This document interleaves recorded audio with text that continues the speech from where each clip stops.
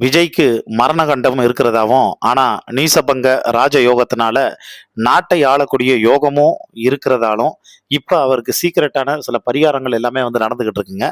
அது என்ன அப்படிங்கிறத பத்தி தான் இந்த வீடியோல நம்ம டீட்டெயிலா வந்து பார்க்க போறோம். அதுக்கு முன்னால நம்ம சேனலை சப்ஸ்கிரைப் பண்ணாம இருந்தீங்கன்னா, மறக்காம நம்ம சேனலை சப்ஸ்கிரைப் பண்ணிக்கோங்க. அப்பதான் நம்ம சேனல்ல போடக்கூடிய டெய்லி அப்டேட்ஸ், காசிப், கிசுகிசு இது எல்லாமே நீங்க உடனுக்குடனே தெரிஞ்சுக்க முடியும். அப்புறம் இன்னொரு முக்கியமான விஷயம், வீடியோவோட ஸ்டார்டிங்ல உங்களுக்கு வீடியோக்கு மேல வியூ ப்ராடக்ட்னு வந்து ஷோ ஆகும். அதை நீங்க கிளிக் பண்ணீங்கன்னா, அதுல காட்டுற ப்ராடக்ட் எல்லாத்துக்குமே நல்ல நல்ல பர்சன்டேஜ்ல நிறைய ஆஃபர்லாம் வந்து போட்டிருக்காங்க. அது உங்களுக்கு ரொம்ப அவசியம். தேவையா இருந்தா மட்டும் கிளிக் பண்ணி வந்து பர்ச்சேஸ் பண்ணிக்கோங்க.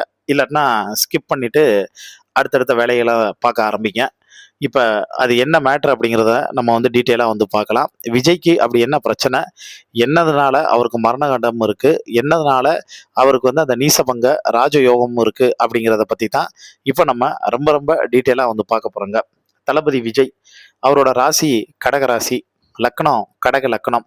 ஸோ விஜய்க்கு வந்து பார்த்தேன்னா, நாட்டை ஆளக்கூடிய தகுதி வந்து இப்ப சரியா வந்திருக்கிறதாவும், அதனால தான் அவர் பொலிட்டிக்கல் என்ட்ரி குடுத்ததாவும் ஒரு தரப்புல வந்து சொல்றாங்க. அந்த ஒரு தரப்பு சொல்லும்போது என்ன சொல்றாங்க அப்படின்னா, நீசபங்க ராஜயோகங்கிறது எல்லாருக்கும் வராது. அது 100ல மட்டும் இல்ல, 1000த்துல 1, லட்சத்துல ஒருத்தவங்களுக்கு மட்டும் தான் வந்து பார்த்தோன்னா, எப்பயாவது வரக்கூடிய ஒரு யோகம். அந்த யோகம் மட்டும் வந்துச்சுன்னா, அந்த யோகத்தின் மூலியமா அவங்களுக்கு ஒரு நாட்டையே ஆளக்கூடிய தகுதி வந்து இருக்கு. ஒரு நாட்டையே ஆளக்கூடிய மன்னன் அப்படின்னே வந்து சொல்லலாம். அந்த விதத்துல இப்ப சொல்ல முடியாதுங்க. வரக்கூடிய எலெக்ஷன் முடிஞ்சு வர்ற ரிசல்ட்ல விஜய் மன்னாதி மன்னனா கூட இருக்கலாம்.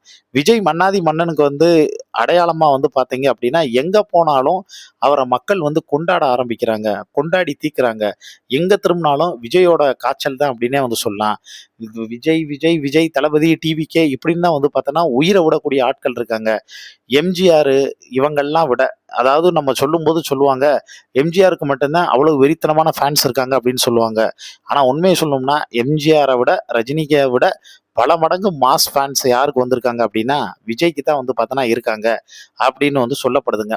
இது எல்லாத்தையும் தாண்டி விஜயினுடைய அப்பா எஸ்.ஏ. சந்திரசேகரும், அம்மா சோபா சந்திரசேகர் அவங்க சமீப காலமா இப்ப எஸ்ஏசி பேசும்போது, எனக்கு மதமே வந்து கிடையாது.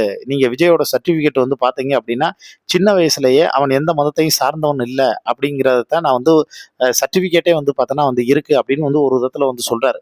ஆனா இன்னொரு பக்கம் கேள்வி கேட்கும்போது, அப்புறம் எதுங்க நீங்க ஜோசப் விஜய்ன்னு வந்து பேர் வச்சீங்க? ஜோசப்ங்கிறது வந்து யாரு? அது ஒரு கிறிஸ்டியானிட்டியோட வந்து அடையாளம் தானே! அப்படின்னு வந்து ஒரு பக்கம் அவருக்கு வந்து கேட்கப்படுது. எஸ்ஏசி பேசும்போது, நான் மதங்கள வந்து யோசிக்கிறதே இல்ல. மனிதத்த பத்தி மட்டும் தான் யோசிக்கிறேன். மனிதநேயம் மட்டும் தான் எனக்கு வந்து ரொம்ப முக்கியம். என் பையன் விஜய் நான் அப்படித்தான் வந்து வளர்த்துருக்கேன் அப்படின்னு வந்து சொல்றாரு. ஆனா, ஈசா யோகத்துல இப்ப சத்குரு ஜக்கி வாசுதேவ் அவங்களுடைய ஈஷாவுடைய மையத்துல வந்து இவங்க 2 பேருமே இப்ப தீவிர பக்தர்களா வந்து மாறிட்டாங்க. யாரு? விஜயினுடைய அப்பா எஸ்ஏசியும், அவங்க அம்மா சோபா சந்திரசேகரும் தீவிர பக்தையா வந்து மாறிட்டாங்க. மாறுனதோட மட்டும் வந்து இல்லாம, அவர் மூலியமாவே விஜய்ட்ட வந்து சில விஷயங்கள்லாம் வந்து பேச வச்சிருக்காங்க. அப்படி பேசும்போது விஜயினுடைய க ஜாதக அமைப்புப்படி வந்து பார்த்தா, அவருக்கு சில விஷயங்கள்லாம் அப்படியெல்லாம் வந்து நடக்குது அப்படின்னு, இவங்க ஒரு முக்கியமான ஜோதிடர்ட்ட போய் வந்து பார்த்துருக்காங்க. பார்த்ததுல அவங்களுக்கு இந்த தகவல் சொல்லப்பட்டிருக்கு. அதனால தான் மும்பையில ஏப்ரல் 19ஆம் தேதி முதற்கட்ட பேச்சுவார்த்தை. அதாவது கோர்ட்ல 2 பேருமே ஹியரிங்க்கு ஆஜராகுறதுக்கு முன்னாடி 19ஆம் தேதி வந்து மும்பையில வந்து வச்சு ஒரு ஜோதிடர் பிளஸ் வந்து அவர் வந்து வழக்கறிஞர். அவர் முன்னிலையில மத்தியஸ்தம் பண்ணி பேச்சுவார்த்தை பண்ணியிருக்காங்க. அப்படி பேச்சுவார்த்தை பண்ணப்ப அது வந்து முதல்ல வந்து தோல்வி அடைஞ்சிருக்கு. ஏன்னா நீசபங்க ராஜயோகம் ஒரு பக்கம் வந்து இருந்தாலும், மனைவியினால மிகப்பெரிய பிரச்சனை விஜய்க்கு வந்து ஏற்படும். அது மிகப்பெரிய கண்டமா மாறும்.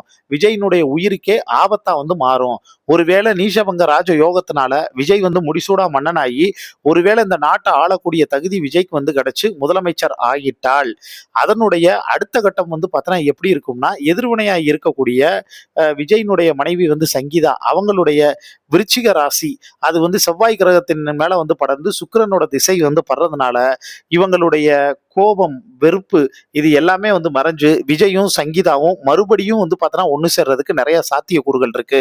ஆனா சங்கீதா பக்கத்துல இருந்தா மட்டும்தான் விஜயினுடைய உச்சகட்ட வந்து வளர்ச்சியும் வந்து நடக்கும். ஆனா அதே சங்கீதா பக்கத்துல வந்து இருந்தாலும், விஜய்க்கு வந்து மரண கண்டனமும் வந்து இருக்கு. இது 2 வித்தகாரன் கம்பி மேல வந்து நடக்கிற மாரி, கத்தி மேல நடக்கிற மாரி பேலன்ஸ் பண்ணி தான் வந்து நடக்கணும். அதுக்கு சில பரிகாரங்கள்லாம் வந்திருக்கு. அந்த பரிகாரங்கள் வந்து நடந்தா எல்லாமே வந்து பார்த்தோன்னா வந்து தீர்ந்து நல்ல காரியங்களும், நல்ல பாசிட்டிவான வைப் வந்து உண்டாகும்னு எஸ்ஏசிக்கும், அவருடைய மனைவிக்கும் சில நம்பத்தகுந்த வட்டாரங்கள்ல இருந்து ஜோதிடர் சொன்னதுனால, தன்னுடைய பையனுக்காக இப்ப யாகம் வளர்க்கிறதும், பரிகாரம் பண்றதுக்கான வேலைகள்ல மும்முரமா ஈடுபட்டிருக்கதா ஒரு தகவல் வந்து வெளியாயிருக்குங்க. இத பத்தி உங்களுக்கு தோணக்கூடிய கருத்துக்கள கீழ இருக்கக்கூடிய கமெண்ட் பாக்ஸ்ல மறக்காம மென்ஷன் பண்ணுங்க.